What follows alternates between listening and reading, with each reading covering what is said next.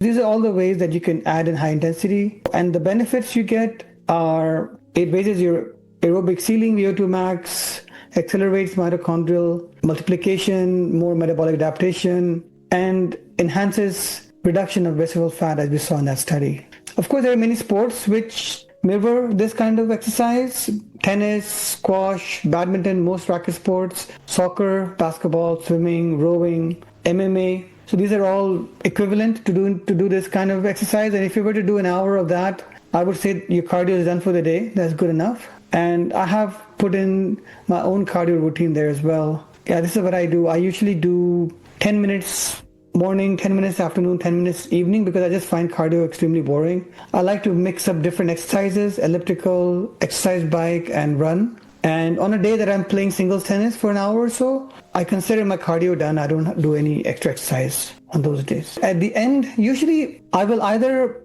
do, depending on what I'm doing, biking, elliptical, or jog, I will either speed up at the very end for 30 seconds, or if I'm on something like an elliptical, I might also do it 15-second spikes of high intensity for the last 3 minutes or so. So when the clock hits zero, high intensity till 15 seconds, then 45 seconds of back to zone 2, and then again another 15 seconds. And I would do it like that often for the last 3 to 5 minutes of the exercise. Next, we'll talk about level 5, which is how to fit this in with the overall calorie cycling.